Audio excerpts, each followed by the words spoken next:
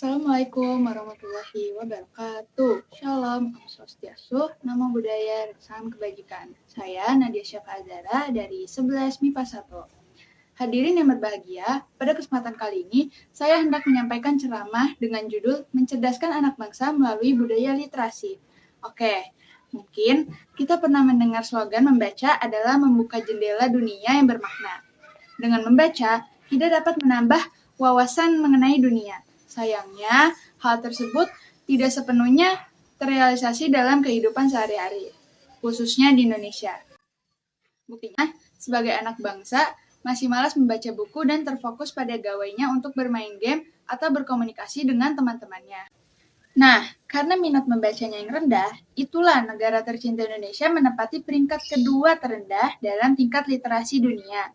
Sungguh menyayangkan ya, padahal literasi di Indonesia melihat minat baca orang Indonesia udah cukup tinggi, tetapi belum diwujudkan menjadi budaya yang tetap. Misalnya, ketika musim buku tiba, kan banyak yang menyelenggarakan pameran festival atau bazar, hingga banyak diskon yang tertera di sana. Kegiatan itu tentunya menarik minat orang-orang sehingga mereka hadir dan ada juga yang membeli buku-buku tersebut. Tetapi kita tidak tahu buku itu digunakan untuk koleksi saja atau dibaca. Hadirin yang saya hormati, sebetulnya apa sih yang membuat orang-orang terpikat untuk membaca buku? Menurut saya, satu alasan untuk menjawab pertanyaan ini, yakni adanya rasa penasaran seseorang akan menggali informasi lebih dalam suatu bacaan, khususnya buku atau informasi yang tersebar di internet ketika judul atau resensi sinopsis atau review judul tokoh dari bacaan tersebut menarik untuk dibaca. Lalu, apa sih kolerasinya terhadap kecerdasan anak negeri? Generasi itu kan berperan untuk membangun kecerdasan berpikir anak.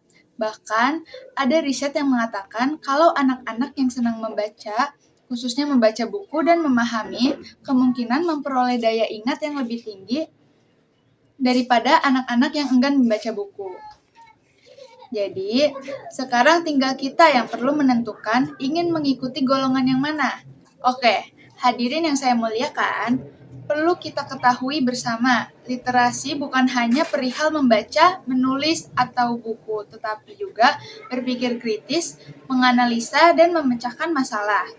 Contohnya, jika dikaitkan dengan keadaan sekarang yang penuh dengan ilmu pengetahuan dan teknologi yang ada namanya generasi milenial, termasuk saya.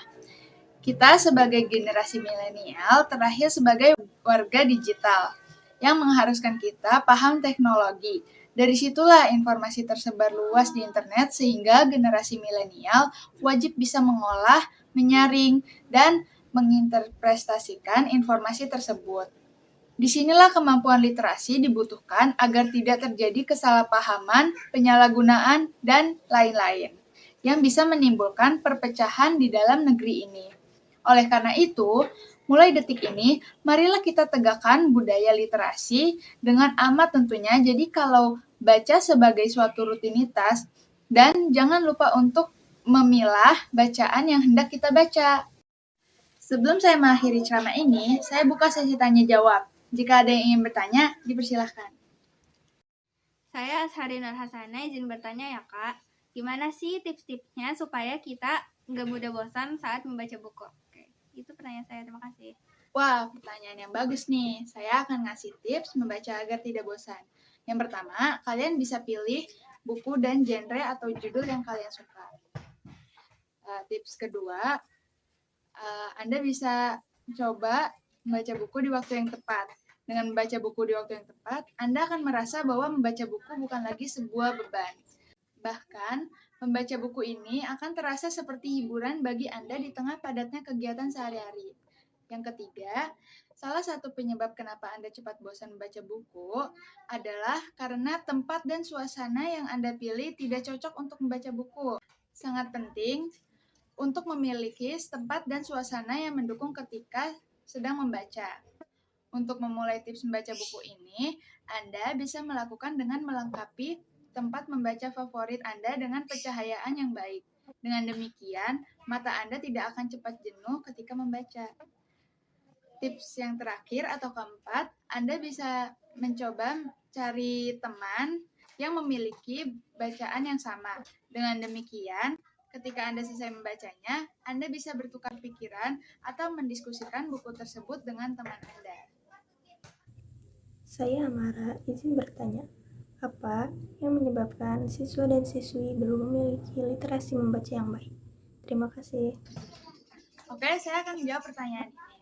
Faktor eksternal penyebab rendahnya minat membaca siswa adalah lingkungan sekolah kurang mendukung, peran perpustakaan belum maksimal, keterbatasan buku atau bahan bacaan, dan pengaruh menonton televisi serta penggunaan handphone yang berlebihan.